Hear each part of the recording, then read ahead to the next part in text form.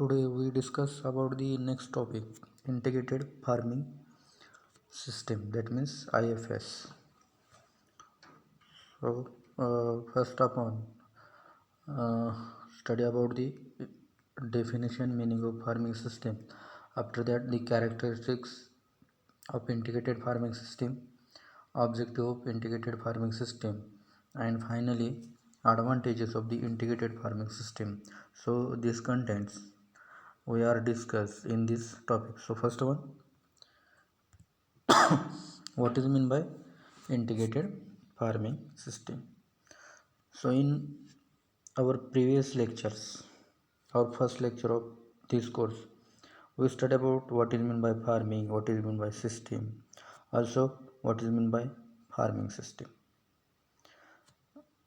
I think you know about the farming system. So based upon this concept of farming system, we study the integrated farming system. So what is meant by integrated farming system? In farming system we study the different components of farming system. So in integrated farming system, the integration, that means the combination of different enterprises or components of the farming system to increase to increase or maximize the family income and to generate employment to the family members throughout the year with sustainability is known as the integrated farming system. So integrated farming system, it is also site specific. Site specific means it is the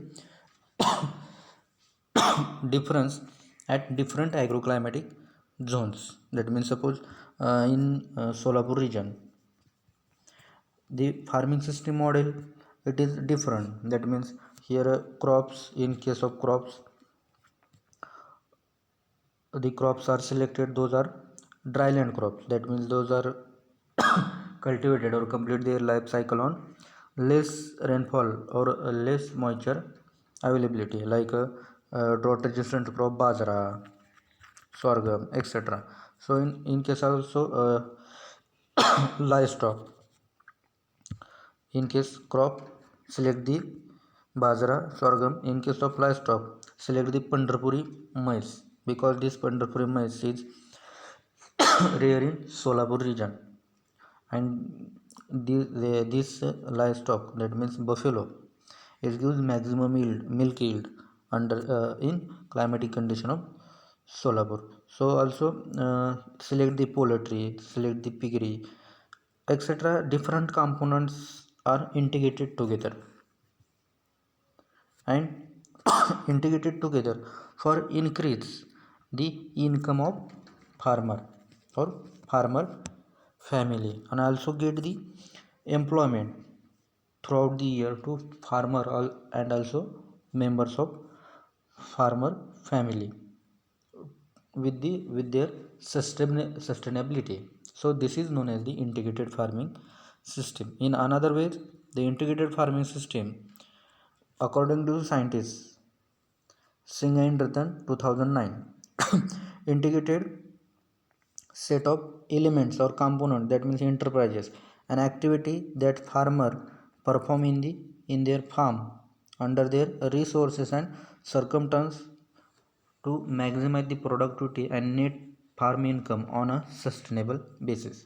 That means the the meaning of this definition, or also the meaning of this following definition. Another definition is of integrated farming system is given by the Bahire et al. 2010.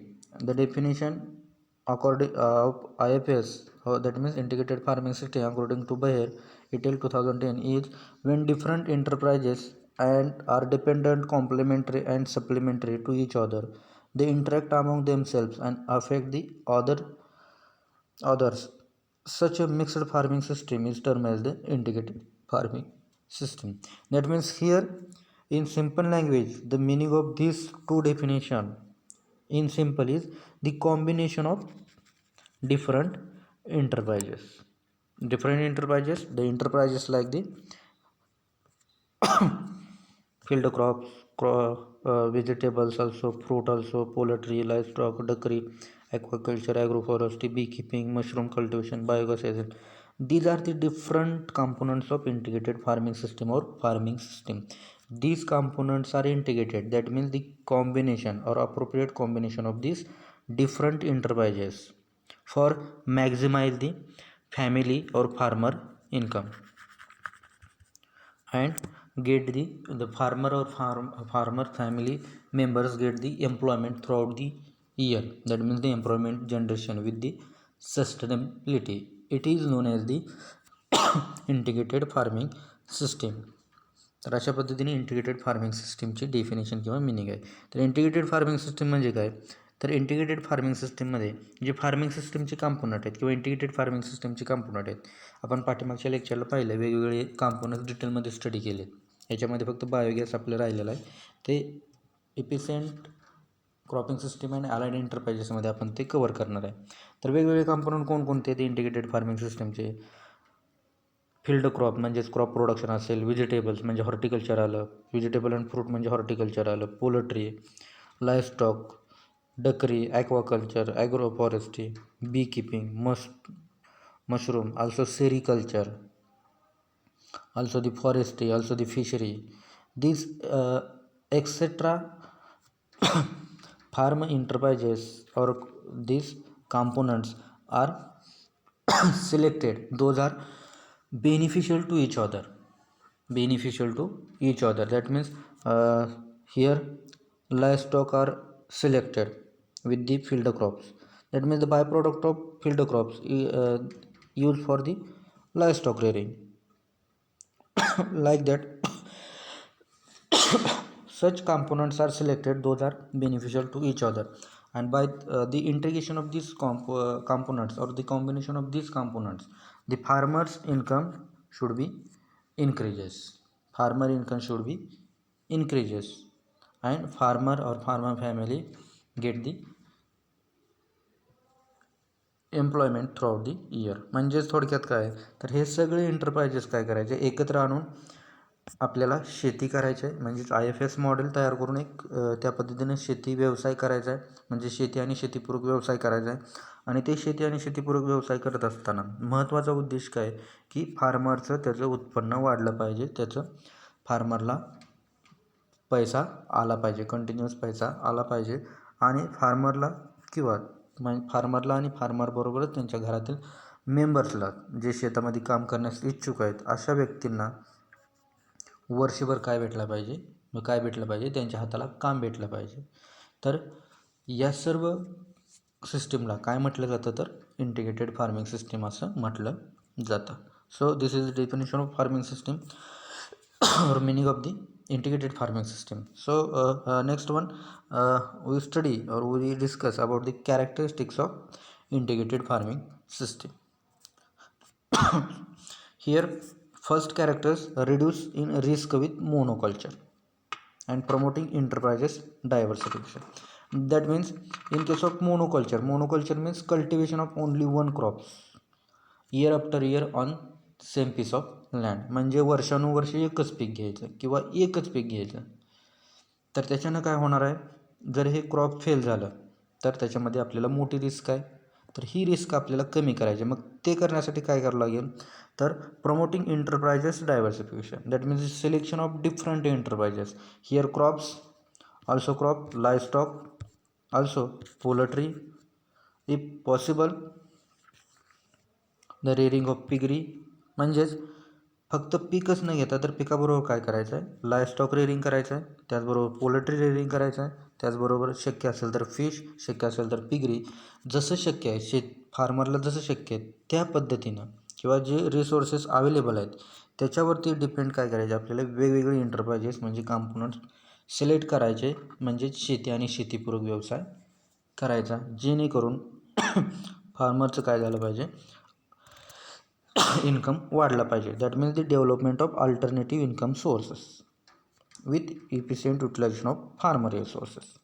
म्हणजेच या ठिकाणी आपण monoculture through जी crop फेलरची risk आहे, म्हणजे पीक एखादं समजा दुष्काळ पडला, पाऊसच नाही आला, पाणी आपल्याकडे अवेलेबल नसेल, तर अशा वेळेस पिकाचं नुकसान होण्याचे चान्सेस आहेत. परंतु या ठिकाणी जर एकाच्या ऐवजी वेगवेगळे पिकं घेतली, म्हणजेच ॲग्रोनॉमिक क्रॉपच्या ऐवजी फ्रूट क्रॉप घेतले, व्हेजिटेबल क्रॉप घेतले, जे 2 ते 3 महिन्यात हार्वेस्ट होतात कम्प्लिटली, तर अशा वेळेस जी काही रिस्क आहे ती रिस्क काय होते या ठिकाणी मिनिमाइज होते. त्याचबरोबर वेगवेगळे क्रॉप्स घेतल्यामुळं जे लँड जे आहे, लँडचं म्हणजेच काय, it is a natural resources, land त्याचं फुल युटिलायझेशन होतं.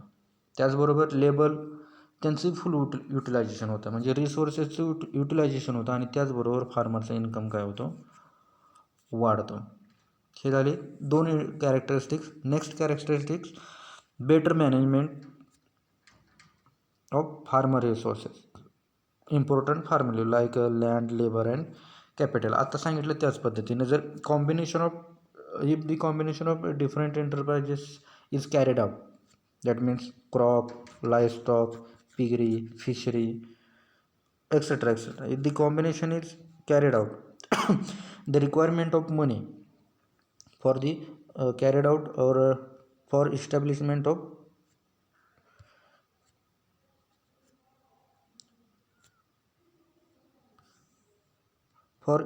establishment of these different enterprises money is required, and this money is invested in the different enterprises. That means capital is fully utilized, that means the management of capital. Also labor, due to different enterprises, crop, livestock, piggery, poultry, vegetable cultivation, the farmer or their family members are totally engaged on these different enterprises. That means the labor is fully utilized. Also land, if crops is cultivated, also vegetables are cultivated, total land is under the cultivation of crops, so land is also totally utilization. That means the here management of farm, the management of important farm resources like land, labor and capital is done. Next one, म्हणजे या ठिकाणी काय, तर आपली जी शेती आहे, जर शेतीमध्ये व्यवस्थितरित्या जर आपण एखादं फार्मिंग सिस्टीम मॉडेल तयार केलं, म्हणजे आपली एवढी शेती आहे तर याच्या ठिकाणी काही ॲग्रोनॉमिकल क्रॉप, या ठिकाणी काही हॉर्टिकल्चर क्रॉप, तर या ठिकाणी काय फ्लोरिकल्चर, काही फ्रूट क्रॉप, काही स्पायसेस ॲरोमॅटिक्स, एखाद्या ठिकाणी सेरिकल्चर युनिट, एका ठिकाणी फिश युनिट, एका ठिकाणी लाईव्हस्टॉक युनिट. तर अशा पद्धतीनं जर मॅनेजमेंट केलं तर ज्या अवेलेबल असलेली लँड याचं फुल युटिलायझेशन होणार, टोटल लेबर याच्यात गुंतून जाणार दिवसभर म्हणजेच वर्षभर, आणि या सर्व गोष्टी करण्यासाठी जे काय लागणारा पैसा आहे त्याचंही काय होणार आहे, टोटली युटिलायझेशन होणार आहे. तर अशा पद्धतीनं हे तिसरं कॅरेक्टरिस्टिक्स आहे. त्यानंतर next characteristics, effective recycling, provided an opportunity for effective recycling. How recycling of byproduct, here suppose this is the crops, here livestock, here poultry. So here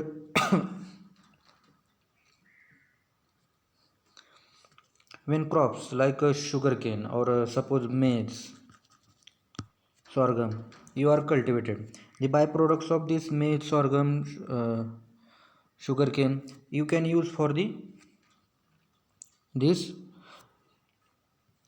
that means fodder you can use for livestock, and the corns means कणीस आपण त्याला म्हणतो, किंवा grains of maize and grains of sorghum, it is used for the poultry feeding. In case of detailed study of poultry and livestock rearing, you detailed study about the feeding practices और feeding requirement of poultry and livestock. म्हणजे त्या ठिकाणी मला काय सांगायचं आहे की recycling of रिसोर्सेसमध्ये इफेक्टिव्ह रिसायकलिंग याच्यामध्ये आपण क्रॉप काही समजा मेज लावला असेल, त्याचबरोबर याच्यामध्ये सॉर्गम असेल, बाजरा असेल, शुगरकेन असेल, तर याचा जो फोडर आहे तो फोडर कोणाला यूज होणार आहे, लाईव्हस्टॉकला यूज होणार आहे. म्हणजे लाईव्हस्टॉक रेअरिंग या ठिकाणी होऊ शकतं. आणि दुसरं याचे जे ग्रेन्स आहेत म्हणजे खराब झालेले ग्रेन ते पोल्ट्रीसाठी तुम्ही वापरू शकता. तर म्हणजे एका क्रॉपपासून लाईव्हस्टॉकसाठी फोडर अवेलेबल होतं आणि पोल्ट्रीसाठी फोडर अवेलेबल फीड अवेलेबल होतं. आता हा झाला क्रॉपचा बाय प्रोडक्ट. आता लाईव्हस्टॉकचा बाय प्रोडक्ट आणि पोल्ट्रीचा बाय प्रोडक्ट. आपल्याला माहीत आहे लाईव्हस्टॉकचा बाय प्रोडक्ट आपण म्हणजे त्याला आपण शेण असं म्हणतो. तर ते शेण काय करू शकतो आपण क्रॉपसाठी यूज करू शकतो, ऑर्गॅनिक मॅन्युअर म्हणून यूज करू शकतो. तसंच पोल्ट्रीचा वेस्टसुद्धा, पोल्ट्री डंगसुद्धा काय करू शकतो आपण, तर हे कशासाठी वापरू शकतो, क्रॉपच्या कल्टिवेशनसाठी ऑर्गॅनिक मॅन्युअर्स म्हणून वापरू शकतो. तर अशा पद्धतीनं बाय प्रोडक्ट्स एकाचा बाय प्रोडक्ट दुसऱ्याचा बाय प्रोडक्ट तिसऱ्याला अशा पद्धतीनं काय करू शकतो, recycling of the by products किंवा प्रोडक्ट्स अशा पद्धतीनं होऊ शकतं. आणि याच्यामध्ये ज्यावेळेस आपण रिसायकलिंग करू, म्हणजे याचा बाय प्रोडक्ट लाईव्हस्टॉकसाठी आणि याचा ग्रेन म्हणजेच बाय प्रोडक्ट क्रॉपचा बाय प्रोडक्ट ज्यावेळेस पोल्ट्रीसाठी वापरू, त्यावेळेस लाईव्हस्टॉकच्या फिडिंगसाठी लागणारं आणि पोल्ट्रीच्या फिडिंगसाठी लागणारा जो काय मनी रिक्वायर्ड म्हणजे मनी लागणारा पैसा लागणार आहे, तो पैसा या ठिकाणी काय होतो, गुंतवला जाऊ शकत नाही म्हणजे त्याच्यावरचा होणारा खर्च कमी होतो. आणि त्याचबरोबर याचा बाय प्रोडक्ट पोल्ट्रीचा आणि लाईव्हस्टॉकचा बाय प्रोडक्ट जर या ठिकाणी आपण क्रॉपसाठी वापरला, तर म्हणजेच ऑर्गॅनिक मॅन्युअर जर क्रॉपसाठी वापरले, तर सिंथेटिक फर्टिलायझरवरती होणारा खर्च या ठिकाणी काय होतो, कमी होतो. तर अशा पद्धतीने हे फार्मरला थ्रूआउट इयर रिसायकलिंग जर केलं तर कॉस्ट ऑफ कल्टिवेशन कमी होतं आणि BC रेशो काय होतो, वाढत जातो. तर अशा पद्धतीने हे इंटिग्रेशन ऑफ फार्मिंग सिस्टीम आहेत. याच्यामध्ये तुम्हाला एक सांगायचं राहिलं की मॅन्युअर्स तुम्ही बाय प्रोडक्ट वापरला तर लाईव्हस्टॉकपासून येणारं मिल्क जे आहे किंवा मिल्क यील्ड आहे ते जरी तुम्ही विकलं तर त्याच्यापासून पैसा येत राहतो. त्याच्यापासून दररोज म्हणजे पैसा हा त्याच्यापासून दररोज आपल्याला भेटू शकतो. Daily earning of money. This is the characteristics. Now the objectives of the farming system. So first objective of integrated farming system, not farming system. Objective of integrated farming system. Effective recycling of farm and animal waste. आत्ता सांगितलं की क्रॉपचा by product लाईव्हस्टॉकला, पोल्ट्रीला आणि poultry आणि लाईव्हस्टॉकचा by product क्रॉपसाठी वापरायचं, म्हणजे efficient recycling of farm and animal waste. Also minimize nutrient losses. So if you not use the livestock dung or wastage of livestock, also poultry wastage, if not used at that time the nutrient contained in poultry waste and animal waste is losses. But when it is used for the crop production, these losses of nutrient from waste of animal, that means livestock and poultry, is saved, that means minimize the nutrient losses. After that, next one, the maximum nutrient use efficiency, maximizing nutrient use efficiency, that means organic fertilizer like a FOM, poultry dung, you can apply to crops, and crop can utilize this FOM for their complete the life cycle of the crop. That means here maximum use of the nutrient use efficiency, म्हणजे थोडक्यात काय तर अन्नद्रव्याची कार्यक्षमता काय होते, वाढते. Next one, adaptation of efficient cropping system and crop rotation. Efficient cropping system, that means the crops plus livestock plus poultry plus fish etc. The combination of different enterprises, this can be adapted in farmer field or adapted by the farmer to increase their income. म्हणजे या ठिकाणी efficient cropping सिस्टीममध्ये काय, क्रॉपचं selection असेल, मग त्याच्या horticulture असतील, ॲग्रोनॉमिक crops असतील, त्याचबरोबर लाईव्हस्टॉक रेअरिंग, पोल्ट्री रेअरिंग, फिश रेअरिंग बरोबर अजून एक डक रेअरिंग जर तुम्ही केलं तर याच्यामध्ये काय होतं, नवीन टेक्नॉलॉजी, म्हणजे जे करून जे आपल्या भागात शेतकरी जे वापरत नाहीत अशी नवीन क्रॉपिंग पद्धती, तर याचं काय होतं, या ठिकाणी अडॉप्शन होतं. तर अशा पद्धतीने हे चौथं ऑब्जेक्टिव्ह होतं. आणि पाचवं ऑब्जेक्टिव्ह म्हणजेच complementary combination of farm enterprises. आत्ताच पाहिलं आपण कॉम्प्लिमेंटरी म्हणजेच पूरक. पूरक म्हणजेच complementary enterprises, the combination of complementary enterprises or farm enterprises. That means the enterprises, those are helpful to each other. How helpful? That means the byproduct of one component is utilized for the another components, and the another components having byproducts is utilized to also another component. म्हणजे क्रॉपचा by product लायस्टॉक आणि पोल्ट्रीला, आणि पोल्ट्रीचा by product crop आणि लायस्टॉकसाठी. हे फक्त crop आणि लायस्टॉकचं उदाहरण देऊन सांगितलं. तर आता आपल्याला नेक्स्ट जो पॉईंट आहे, advantages of integrated farming system. याच्यामध्ये एक आपल्याला IFS मॉडेल बघायचं आहे, आणि त्या IFS मॉडेल थ्रू पूर्ण जे काही कॉम्पोनंट्स आहेत तर त्याचं युटिलायझेशन कसं होतं, आणि त्याच्यातून जे काही ॲडव्हान्टेजेस आहेत इंटिग्रेटेड फार्मिंग सिस्टीमचे तर ते कसे साध्य होतात आपल्याला बघायचं आहे. मला असं वाटतं की तुम्हाला ऑब्जेक्टिव्ह आणि कॅरेक्टरिस्टिक्स ऑफ फार्मिंग सिस्टीम बऱ्यापैकी समजलेले असतील. Now next we study about the advantages of integrated farming system. Integrated farming system, it is the combination of different farm enterprises to increase or to maximize the maximize the income of farm and generate the employment to farmer throughout the year with the sustainability. It is known as the integrated farming system. So there are different advantages of integrated farming system. First advantage is productivity, that means the increase productivity of farm. Also profitability, म्हणजेच productivity म्हणजेच काय की शेतातलं आपल्याला उत्पन्न वाढवायचं आहे. Profitability म्हणजेच काय की शेतकऱ्याला फायदा झाला पाहिजे. त्यानंतर नेक्स्ट सस्टेनेबिलिटी, म्हणजे शाश्वत असं म्हटलं तर म्हणजे फिक्स, शेतकऱ्याला ते फिक्स उत्पन्न भेटणार, तेवढं इन्कम भेटणार, अशा पद्धतीने सस्टेनेबिलिटी. ऑल्सो बॅलन्स फूड म्हणजेच the food contain high amount of vitamin, minerals etcetera foods are available to farmer. म्हणजे बॅलन्स फूड, त्याला आपण मराठीत संतुलित आहार असं म्हणतो. संतुलित आहार शेतकऱ्याला भेटला पाहिजे. Next one environmental safety, that means the select such types of IFS or integrated farming system or efficient farming system, those are helpful to maintain the environmental. They do not affect on the deterioration of environment, म्हणजेच environmental safety त्याला आपण म्हणतो. After that recycling use of by product of one crop one element to another element. That means the recycling. It is also advantages of integrated farming system. Also income around the year.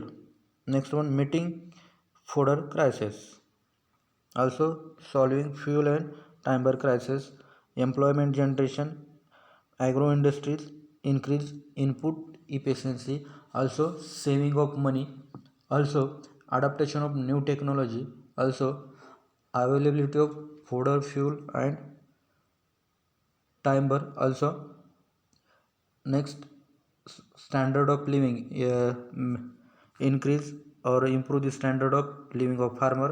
Also avoid degradation of forest. Like that, near about 15 advantages we discuss in advantages of integrated farming system. Near about 15 advantages of integrated farming system we discuss. So first one we discuss productivity. So before discuss the advantages of integrated farming system, so firstly see this model. So this is the integrated farming system model. By using these models, farmers achieve their advantages. That means the advantages of integrated farming system, that means the goal of farmers. So here see this is also integrated farming system. Suppose farmer have 1 hectare area. On 1 hectare area, different farm enterprises, that means integrated farming system components or enterprises arrange at specific area, that means per unit area, Suppose this is 1 hectare area. At a center, here family, farmer of family, here solar energy, here also see first upon see here floriculture, also grazing area for fodder, also sheep keeping, also poultry farming, vegetable, fruit, apiculture, spices and medicinal herbs, here agriculture equipment like tractor, etc, etc.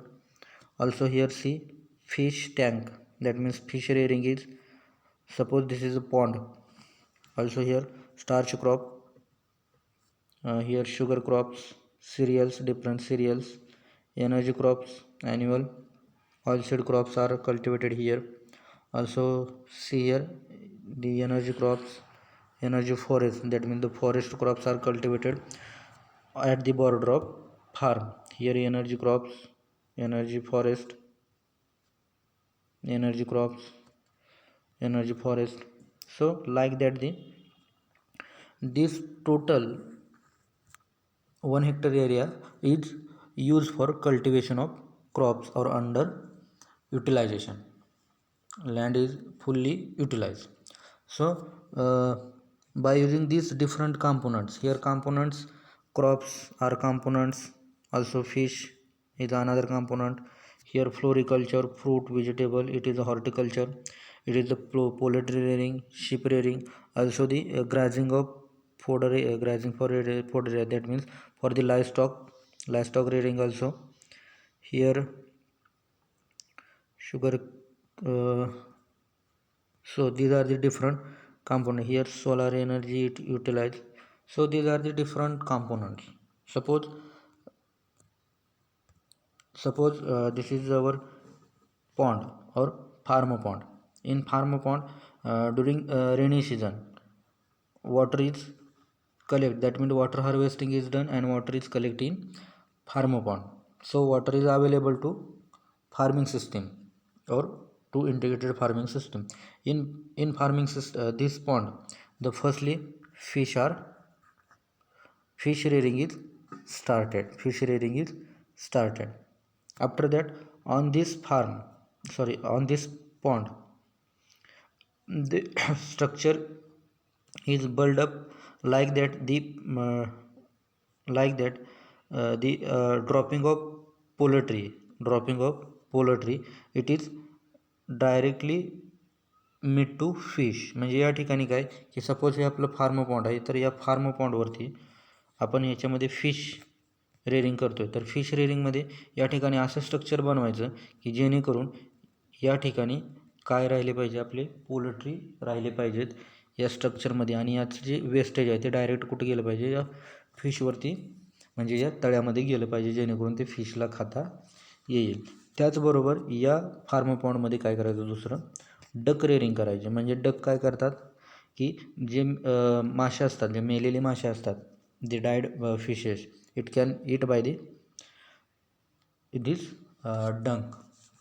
म्हणजेच या ठिकाणी मला थोडक्यात काय सांगायचं आहे की ज्या ठिकाणी तुम्ही जे क्रॉप्स आहे ते क्रॉपचं ग्रेन्स पोल्ट्रीला देणार, पोल्ट्रीचा वेस्टेज तुम्ही क्रॉपसाठी वापरू शकता किंवा डायरेक्ट हे फिशसाठी सुद्धा वापरू शकता. आणि फिश, मेलेले फिश जे आहेत किंवा लहान फिश आहेत ते कोण खातं, डकवरती खातं. म्हणजे डकवरचा फिडिंगवरचा जो खर्च आहे, म्हणजे अन्नाचा जो खर्च आहे तो या ठिकाणी कमी होतो. त्याचबरोबर फिशचा अन्नाचा खर्च इनडायरेक्टली कमी होतो, कारण या ठिकाणी जे काय पोल्ट्री डंग आहे ते फिशमध्ये पडल्यामुळं त्याच्यावर ते कोण खातं, फिश खातात, आणि फिशवरचा खर्च काय, फिडिंग खर्च काय होतो, कमी होतो. त्याच्यानंतर या ठिकाणी जे बाय प्रोडक्ट्स आहे म्हणजेच ग्रेन्स आहेत, harvested grains of sorghum, bajra, corn, हे तुम्ही काय करू शकता, इथं पोल्ट्रीला वापरू शकता. म्हणजेच एका बाय प्रोडक्टमुळं या बाकीच्या 3 कॉम्पोनंट्सवरती त्यांचा फिडिंगवरचा होणारा खर्च काय होतो, वाचतो. तर अशा पद्धतीनं हे कॉम्बिनेशन झालं. त्याचबरोबर या ठिकाणी शुगर केन क्रॉप्स आहेत, याचा बाय प्रोडक्ट्स असेल, डिफरंट क्रॉप्स असतील किंवा एक ग्रॅझिंग एरिया ठेवलेला आहे, तर हे तुम्ही शिपसाठी वापरू शकता किंवा लाईव्हस्टॉकसाठी वापरू शकता. म्हणजे बाय प्रोडक्ट काय होतो या ठिकाणी एकाचा त्याचा ह्याला अशा पद्धतीनं मिळू शकतो. तर अशा पद्धतीनं या डिफरंट कंपोनंटच्या सहाय्यानंच आपण advantages of integrated farming system कसे अचीव होतात ते आपल्याला बघायचं. So first advantages of integrated farming system is productivity. Productivity, that means the increase the production of farm. So here see, first upon here different crops are cultivated: vegetable, fruits, also poultry, sheep, floriculture, fish, also here apiculture. So here oilseed crops. So different crops are cultivated in total 1 hectare area, and the yield of this crop like a fruit, vegetable, flori, oilseed, also sheep म्हणजे त्या ठिकाणी बोकड विकल्यानंतर जो येणारा पैसा असेल, poultry, x of poultry और ऑल्सो सेलिंग ऑफ पोल्ट्री, दिस म्हणजे टोटल जर आपण कन्सिडर केलं तर फार्मरला कसा फायदा होतो. म्हणजे कोंबड्यापासून मिळालेले अंडे असतील किंवा कोंबडे विकल्यानंतर, किंवा शीप म्हणजे आपण जे बोकड म्हणतो, गोटमध्ये बोकड असेल, किंवा शीप मेंढी विकल्यानंतर असेल, किंवा फ्लोरिकल्चर दररोज फुलं विकल्यानंतर, फिश विकल्यानंतर, त्यानंतर फ्रूट विकले, व्हेजिटेबल विकले, तर त्याच्यापासून म्हणजे ह्याचं उत्पन्न वाढलं तर फार्मरला काय होतं, त्याचा म्हणजेच इन्कम येतो. किंवा अजून एक उदाहरण सांगायचं झालं तर आपण पाठीमागच्या लेक्चरमध्ये पाहिले synergetic cropping plus livestock. Synergetic cropping म्हणजेच काय, शुगर केन क्रॉपच्या स्पेसमध्ये 2 रोमध्ये या ठिकाणी आपण पोटॅटो लावला म्हणजेच ॲडिशनल इन्कम आपल्याला मिळाला. म्हणजे शुगर केनमधून तर आपल्याला याची इन्कम भेटणार आहे, त्याचा बाय प्रोडक्ट्स आपण कशासाठी वापरणार आहे, लाईव्हस्टॉकसाठी वापरणार आहे. परंतु शुगर केनचा बाय प्रोडक्ट लाईव्हस्टॉकला वापरला त्यावेळेस त्या लाईव्हस्टॉकवरती जो फिडिंगचा होणारा खर्च आहे तो कमी होतो.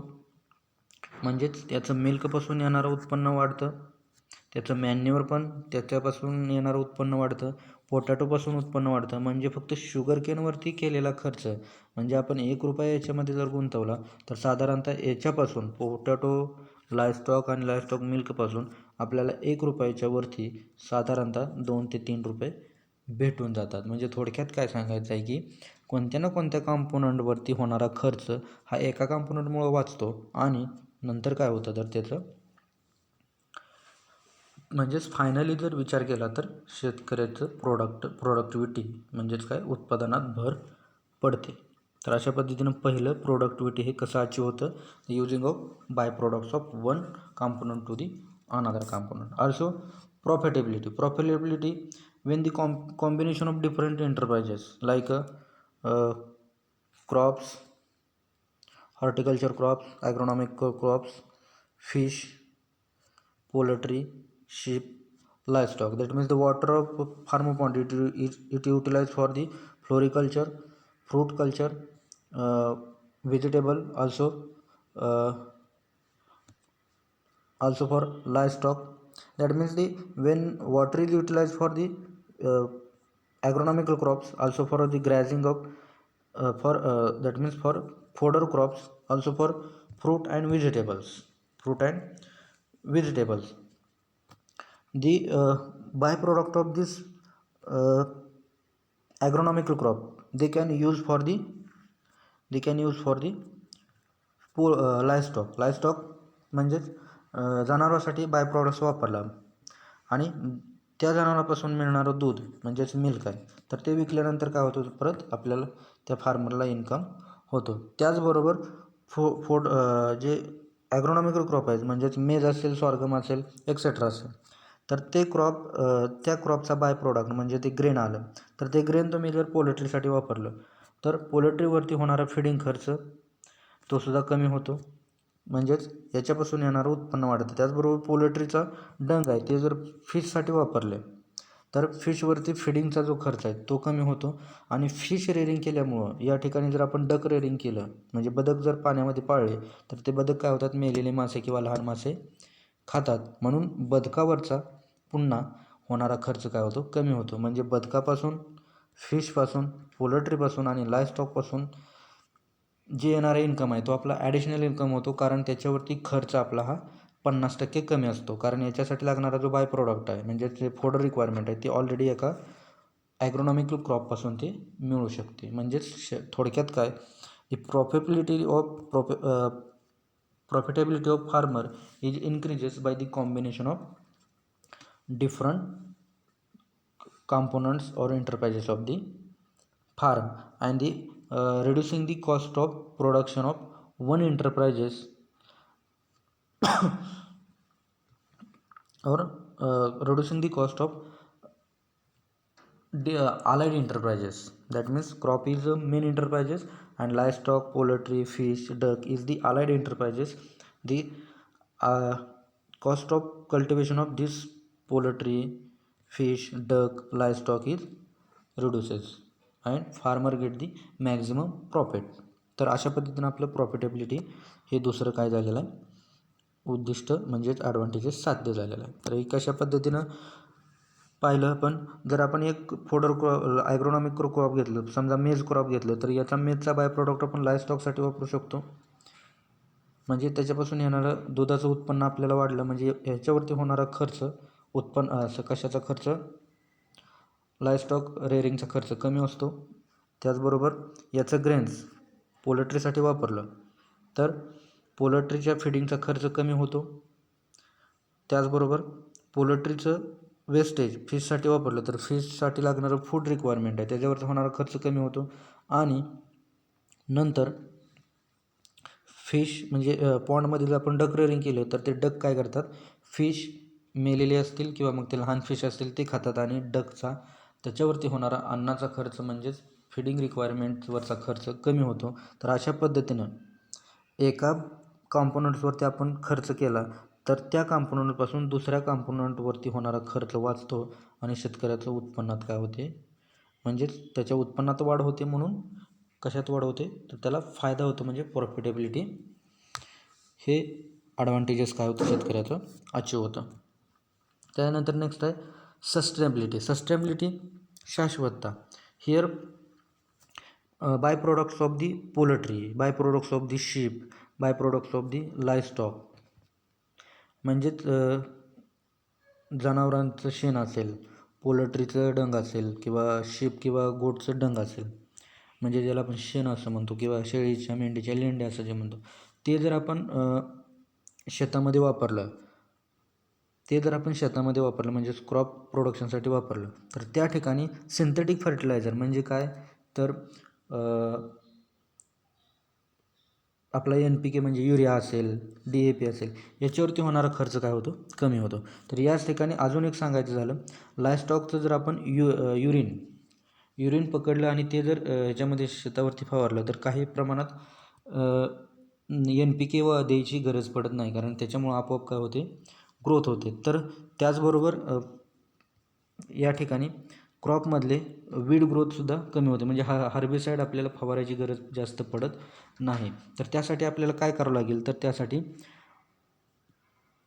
बायो एजंट म्हणजेच for example Zygogramma bicolorata for parthenium crop, म्हणजे काँग्रेस गवतसाठी झायकोग्रामा बायकोलराटा हे बायोलॉजिकल एजंट वापरायचे कशासाठी, वीड कंट्रोल करण्यासाठी. त्याच पद्धतीनं पायरेला असेल शुगर केनमधला, तर अशा पद्धतीनं जर वापरलं तर इन्व्हायरमेंटल सेफ्टी तर होणार. म्हणजे आपलं याच्याबरोबर अजून चौथं आपलं कोणतं ॲडव्हान्टेजेस अचीव झालं तर ते म्हणजे इन्व्हायरमेंटल सेफ्टी.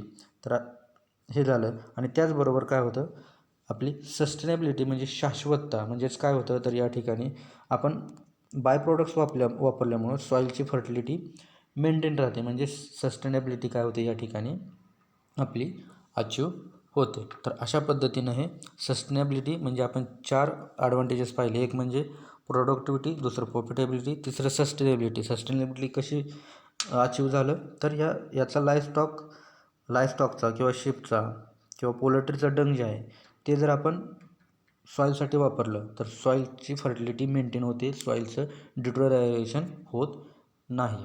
त्याच्यानंतर याचं पुन्हा काय होतं, जे आपण बाय प्रोडक्ट्स यूज केल्यामुळं तर इन्व्हायरमेंटल सेफ्टी होते. इन्व्हायरमेंटल सेफ्टी कशामुळं होतं, तर आपण या ठिकाणी सिंथेटिक फर्टिलायझर काहीच वापरलं नाहीत, पेस्टिसाईड कमी वापरले, हर्बिसाईड कमी वापरले. त्याच्यामुळं काय झालेलं आहे, तर कोणत्याही प्रकारचे केमिकल्स हे आपण राहतो म्हणजे शेतकऱ्याने ज्या ठिकाणी फार्मिंग मॉडेल तयार केलं त्या मॉडेल किंवा त्या परिसरात 1 हेक्टरच्या परिसरात कोणत्या प्रकारचं केमिकल्स फवारले गेले नाही. त्याच्यामुळं काय झालेलं आहे, इन्व्हायरमेंटल सेफ्टी झालेलं आहे. त्याचबरोबर next when this by product like poultry dung, poultry also sheep and goat dung and also livestock wastage, it can use for the biogas plant, and the energy generated from the biogas plant it is used for the cooking purpose, also lighting purpose. म्हणजेच जे by products poultry असेल, ship असेल, गोट असेल किंवा लायस्टॉक असेल, याच्यापासून जो बाय प्रोडक्ट येतो म्हणजे वेस्टेज येतं, ते वेस्टेज जर तुम्ही बायोगॅस प्लांट तयार करण्यासाठी वापरलं तर म्हणजे याच्यामधून जी एनर्जी तयार होते, लाईट तयार होते, ती लाईट किंवा जी एनर्जी कुकिंगसाठी तुम्ही घरात वापरू शकता किंवा लाईटनिंग म्हणून सुद्धा म्हणजेच वीज म्हणून सुद्धा वापरू शकता.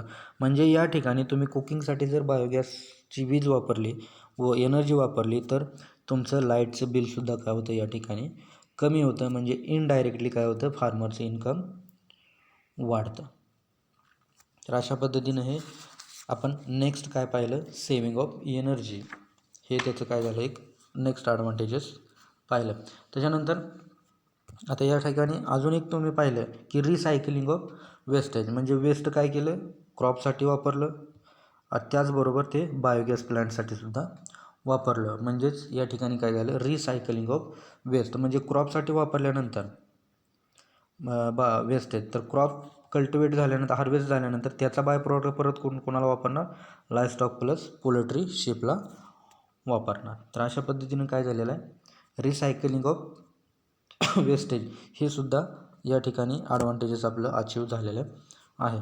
तर आता हे रिसायकलिंग करत असताना म्हणजे याचं डंग तुम्ही याला वापरलं, लाईस्टॉक, व्हेजिटेबल, फ्रूट असेल किंवा दुसरं कोणतं क्रॉप्सला असेल, तर याचं क्रॉपपासून फ्रूट असेल, व्हेजिटेबल असेल, ग्रेन्स असतील, हे शेतकऱ्याला घरच्या घरीच काय झालेले अवेलेबल झाले, बाहेरून आणायची गरज नाही. आणि तेही कसे ऑर्गॅनिकली, कारण या ठिकाणी आपण सिंथेटिक फर्टिलायझर कसलेच वापरले नाहीत. म्हणजेच 5% जरी वापरले तरी काही फरक पडत नाही. म्हणजेच या ठिकाणी काय होतं, शेतकऱ्याला बॅलन्स फूड हे काय होतं, भेटून जातं. म्हणजेच नेक्स्ट जे ॲडव्हान्टेजेस आहे बॅलन्स फूड, तर या ठिकाणी शेतकरी अशा पद्धतीनं अचीव करू शकतो.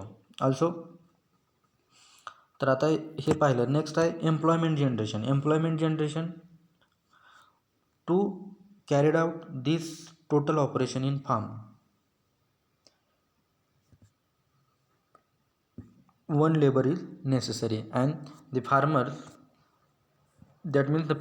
engage daily and throughout the year. म्हणजे ह्या सर्व गोष्टी, पोल्ट्री असेल, शिप असेल, फ्लोरिकल्चर असेल, फिश असेल, ॲपिकल्चर असेल, फ्रूट असेल, व्हेजिटेबल असेल किंवा ऑइलसीड क्रॉप्स आहेत, तर याच्यामधले पूर्ण क्रॉप हार्वेस्ट होईपर्यंत, आता हे वेगवेगळे क्रॉप असल्यामुळे याचे म्हणजे खुरपणे असेल, काही त्याला पाणी देणं असेल, इत्यादी गोष्टी जे काय, आता लाईव्हस्टॉकला तर दररोजच माणूस लागतो. तर अशा पद्धतीनं शेतकऱ्याला काय होतं, दररोजच्या दररोज हाताला काम भेटतं. म्हणजेच काय होतं, employment around the year it is available to farmer. म्हणजे सेरिकल्चर, ॲपिकल्चर असेल, इतर ॲक्टिव्हिटी करण्यासाठी माणसं लागणार आहेत. परंतु माणसं न लावता स्वतः जरी काम केलं शेतकऱ्यानं, तर शेतकऱ्याला किंवा त्यांच्या घरच्या फॅमिलीला काय होऊ शकतं, वर्षभर काम भेटू शकतं. After that next advantages, adaptation of new technology like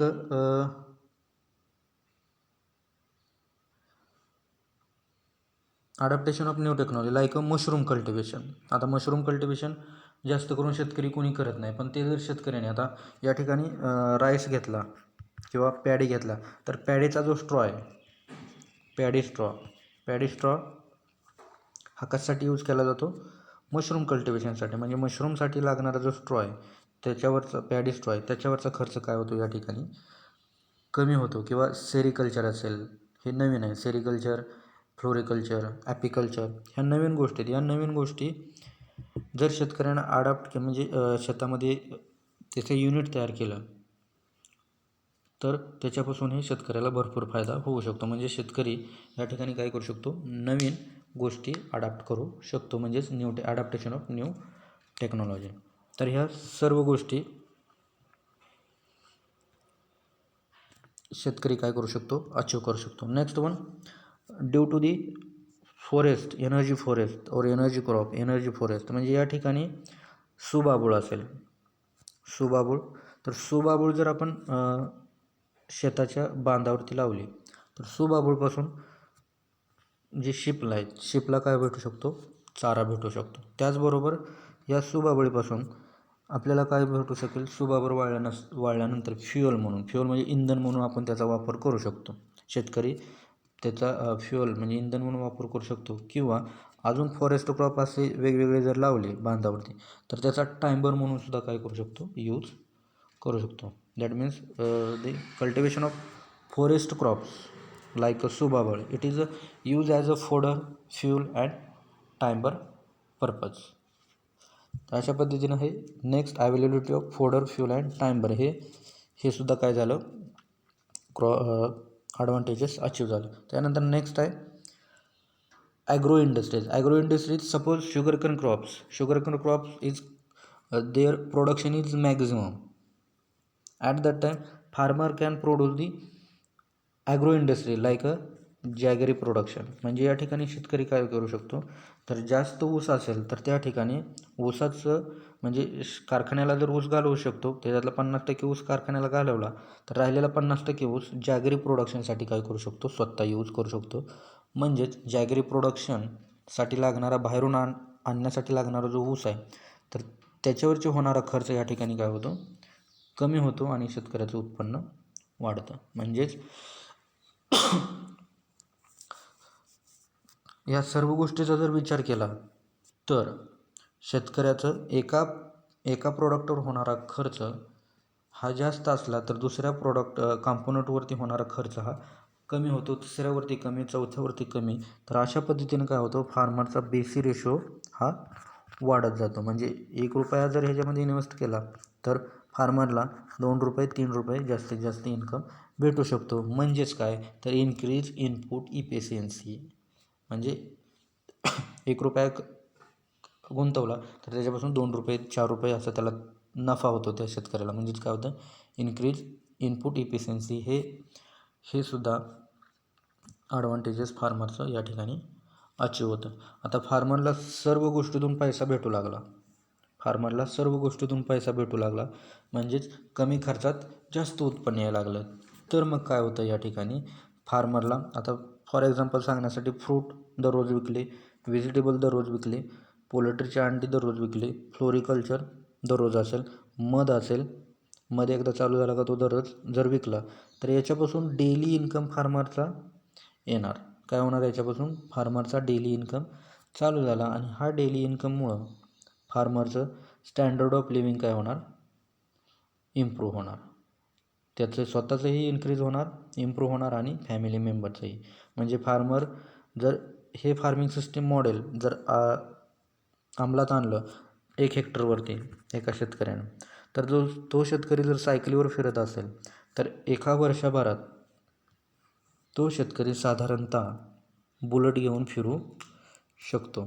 म्हणजेच स्टँडर्ड ऑफ लिव्हिंग शेतकऱ्याचं आणि शेतकऱ्याच्या फॅमिलीचं इन्क्रीज होऊ शकतं. तर अशा पद्धतीने आपण डिफरंट ॲडव्हान्टेजेस पाहिलेत. आता मी तुम्हाला सांगितलं की स्टँडर्ड ऑफ लिव्हिंग कसं वाढतं. तर त्याच्यासाठी एक इंटिग्रेटेड फार्मिंग सिस्टीम मॉडेल बघा MPK राहुरीनं काय केलेलं आहे? एका हेक्टरवरती हे डेव्हलप केलेलं आहे. सेंटरला farm pond, here fruit crops, also here fruit crops, here another crops like I think fodder crops, here integrated farming system, maize crops, here wheat crop, here another crops, here sugarcane, here timber. So these here poultry and here animals. म्हणजेच या ठिकाणी बघा form pond poultry क्रॉपिंगमधलं मेज लावलेलं आहे. या ठिकाणी combination कशाचं केलं आहे, ॲनिमल म्हणजे लायस्टॉकचं आहे. या ठिकाणी मला वाटतं हे सॉईल मेंटेनसाठी ढेंचा वगैरे लावलेला दिसतो. याच ठिकाणी फ्रूट क्रॉप आहे, पोमोग्रेनेट. या ठिकाणी बनाना, शुगर केन. तर या ठिकाणचं काही क्रॉप ओळखू येत नाही, परंतु ही एक क्रॉप या ठिकाणी वीट. म्हणजेच याच्यातून फार्मरला घरी म्हणजे आता हे पहा वीट आहे, फीट आहे. फीट फार्मर घरी खाण्यासाठी वापरू शकतो. शुगर केन हे शुगर केन इंडस्ट्रीमध्ये किंवा जॅगरी प्रोडक्शन करू शकतो. एकदा बनाना चालू झाला का तो काय म्हणजे साधारणतः महिनाभर तो चालू राहतो. फ्रूट क्रॉप्स आहे म्हणजे हे क्रॅश क्रॉप थोडक्यात. या ठिकाणी आता याचा बाय प्रोडक्ट शुगर केनचा बाय प्रोडक्ट लाईव्हस्टॉकसाठी वापरू शकतो किंवा या ठिकाणी येणारा बाय प्रोडक्ट्स आता मेथचा बाय प्रोडक्ट लाईव्हस्टॉकसाठी आणि याच्यापासून येणारे ग्रेन पोल्ट्रीसाठी वापरू शकतो. आणि नंतर याचा वेस्टेज पोल्ट्री वेस्टेज आणि ॲनिमल वेस्टेज हे ह्या वेगवेगळ्या क्रॉपसाठी काय करू शकतात, वापरू शकतात. म्हणजे या ठिकाणी मला काय सांगायचं आहे की राहुरीनं तयार केलेलं एक IFS मॉडेल एका हेक्टरवरती त्याच्यावरती त्याचा ग्रॉस रिटर्न किती होता, 7,13,353 रुपये. आणि कॉस्ट ऑफ प्रोडक्शन किती होती, 2,63,299. तर नेट रिटर्न किती आला त्यांना, म्हणजे एकूण उत्पन्न निव्वळ नफा 4,50,054 रुपये. तर अशा पद्धतीनं जर फार्मिंग सिस्टीम मॉडेल जर तयार केलं किंवा अंमलात आणलं तर शेतकरी एका वर्षात त्याचं स्टँडर्ड ऑफ लिव्हिंग काय होऊ शकतं, सुधारू शकतं. तर अशा पद्धतीनं हे लेक्चर आपण म्हणजेच इंटिग्रेटेड फार्मिंग सिस्टीम म्हणजे काय, characteristics, objective and advantages of integrated farming system हे आपण या टॉपिकमध्ये पाहिलं. तर अशा पद्धतीनं हा आपला टॉपिक संपला. धन्यवाद.